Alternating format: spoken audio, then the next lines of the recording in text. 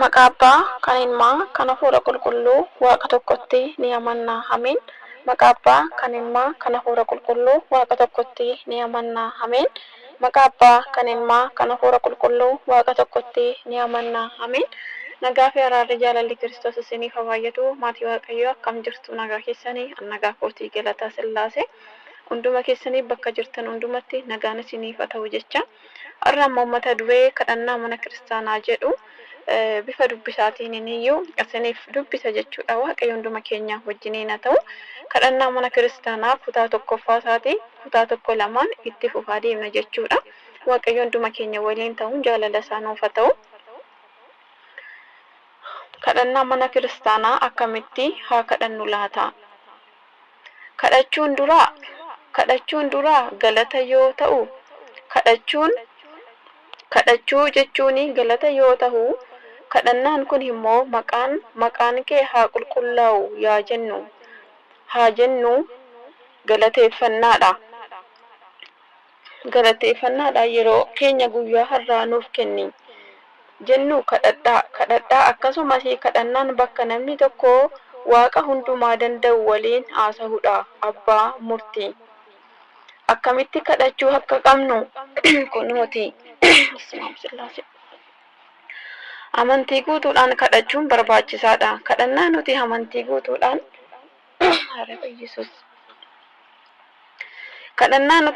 guutuudhaan kadhannu Waaqayyo ni fudhata. Garuu kadhannaa nuti shakkiidhaan kadhannu Waaqayyo hin fudhatu. Shakkiin diina guddaa namatti fida. Shakkii balleessuu qaba.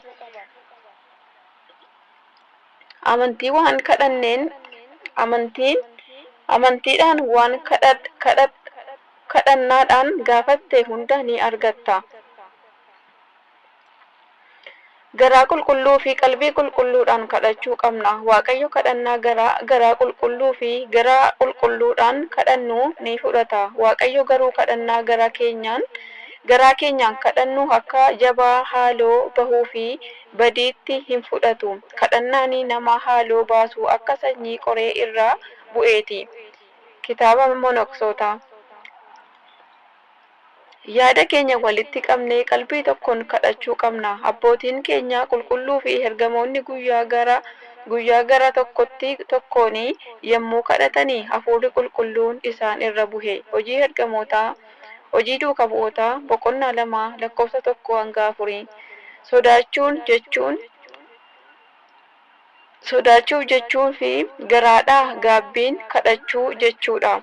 Abbootii murtii Kawaalaa 14 Nabii Isiyaaqiyaas sodaa fi gaabbii garaadhaa kadhatee umurii isaa irratti waggaa 15 dabalame.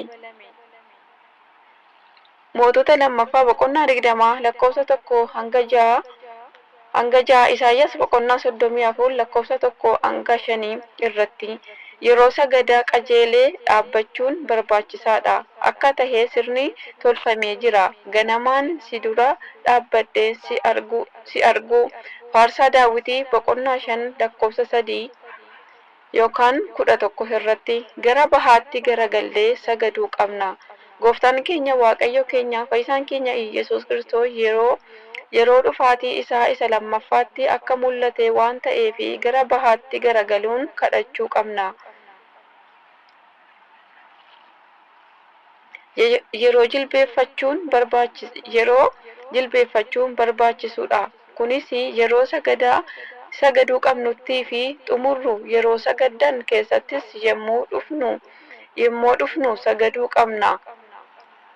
Yeroo kadhachuu qabnu mallattoo fannoo gochuu qabna. Yeroo haasofnu gubbaa irraa gara gadiitti bitaa gara mirgaatti kun fakkeenya qaba. Sababiin nuyi gubbaadhaa hanga jalaatti kadhannu fakkeenya Waaqa nagaa Fayyisaa keenya Iyyasuus Kiristoos isa nu fayyisee fi samii irraa bu'edha. Sababiin bitaa gara mirgaatti kadhannu fakkeenya Fayyisaan keenya Iyyasuus Kiristoos fannoo irratti fannifamee nuuf du'ee du'aa irraa gara jireenyaatti, si'oolii irraa gara ulfinaatti, si'oolii irraa gara samiitti deebi'uu isaati. Mirgaan samii, bitaanis si'oolii fakkaata.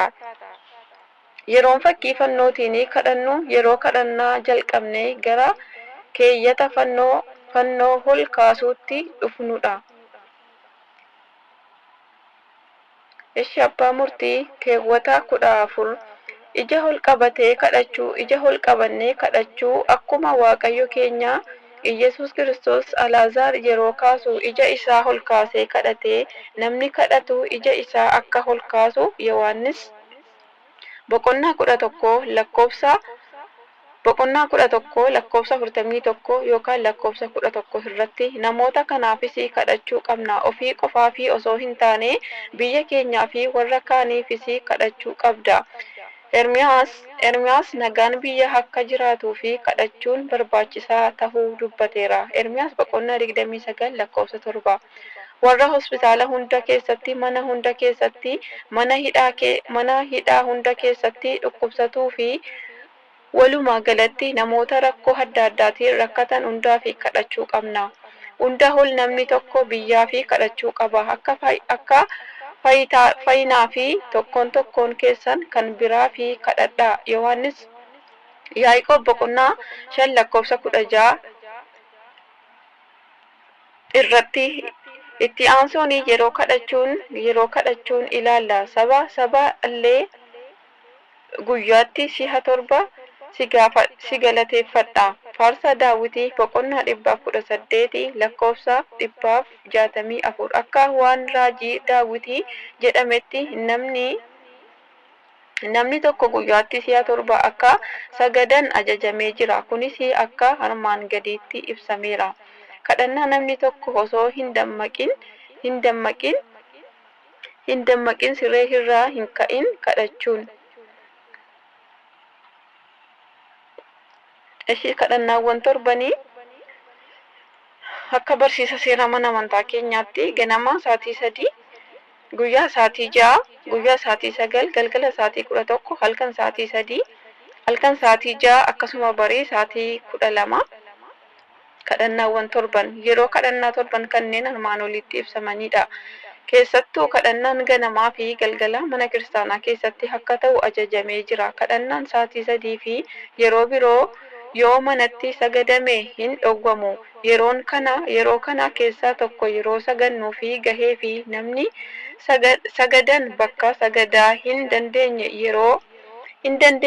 irraa yoo ta'e qalbii isaa keessatti kadhannaa qalbii akka dhiheessu ajajama. Yaada keenya akka raawwatuu fi qormaataa fi rakkina adda addaa irraa akka nu fayyisu yeroo hundumaa Waaqa keenya isa hundumaa caalu kadhachuu qabna. Namni tokko yommuu qorumsaa fi rakkinni isa mudatee dhiphate irriba dhaba. Garuu wanta nama yaaddessu hin jiru. Gooftaan keenya Waaqayyo keenya fayyisaan keenya Iyesuus Kiristoos wangeela qulqulluu keessatti akkana jedhee isin keessaa eenyutu dhiphatee ol ka'iinsa isaa irratti dhundhuma tokko dabaluu danda'a ree? Maatiyos boqonnaa 6 lakkoofsa 27 jedhee dubbateera. Yeroo qorumsaa fi rakkinni nu mudatu kadhachuu malee yaadda'uu hin qabnu. Qulqullichi Phaawulos waan tokko illee hin yaaddahina. Kadhadhaatii kadhannaa keessanis galataadhaan Waaqayyotti beeksisaa. Filiphos boqonnaa 4 lakkoofsa 6 jedhee biyyi lafaa kun addunyaa qormaataa fi rakkinaadha. Dhugaa dubbachuu fi yommuu biyya lafaa kana keessa jiraannu gammachuu caalaa kan ulfaatu qorumsaa fi rakkinadha. Kana kadhannaadhaan Waaqayyo wajjin haasa'uudhaan ilaala. Fayyisaan keenya Iyesuus Kiristoos jabeessee kadhachuudhaan qorumsa jalaa fayyuu akka dandeenyu yommuu ibsu kana dubbateera. Ciminaan kadhadhaatii ofirraa ba'aa. Irratti haaluma kanaanii Waaqayyo keenya inni hundumaa danda'u qormaataa fi rakkina jalaa akka nu oolchuu cimnee akka kadhannu Waaqni olaanaan ayyaana isaa isa daangaa hin qabne qalbii diriirrannee qaama isaa qulqulluu fi qalbii jijjiirrannee qaama isaa qulqulluu fi dhiiga isa gatii guddaa qabu akka fudhannu nu haa gargaaru. Akkasumas karaa araarsummaa giiftii keenya qulqulleettii dubaroo Maariyaamiin akkasuma karaa araarsummaa qulqullootaatiin mootummaa Waaqayyoo dhaaluu dandeenya. Ameen. Galanni Waaqayyoof deessuu haadha isaaf ulfaataa fannoo isaaf haa ta'u hanga bara baraatti. Ameen. Egaa kadhannaan akkuma hundi keenya kadhannee sirraa argannees beennu kadhannaan kan ittiin Waaqayyoo wajjin wal arganu, kan ittiin karaa fi daandii Waaqayyootti beekanu, kan ittiin Waaqayyoo walitti dhufanuu fi Waaqayyoo waliin itti walitti dubbatanu, karaa ittiin Waaqayyoo waliin itti wal arganudha. Kadhannaa jechuun daandii Waaqayyoo wajjin walitti wal nama fidudha. Waaqayyoo gooftaan amma dhumaatti akka nu jabeessu fedhaaf jaalala Waaqayyoo nuuf haa ta'u. Bakkuma jirru jabaachuu cimuu qabna jechuudha. Kadhannaan kan diina hinjifatu, kan qorumsaa fi dhiphina keenya hundumaa nurraa fageessu, du'a nuu dhufe hundumaarraa kan nu baraaruudha. Wanta ta'eedhaaf hamma dhumaatti cimnee dhaabbachuun kadhachuun gahee keenyaaf gahee keenya qofadha. Galanni Waaqayyoof haa ta'u. Waaqayyo sinaa eebbisu. Eebbifama.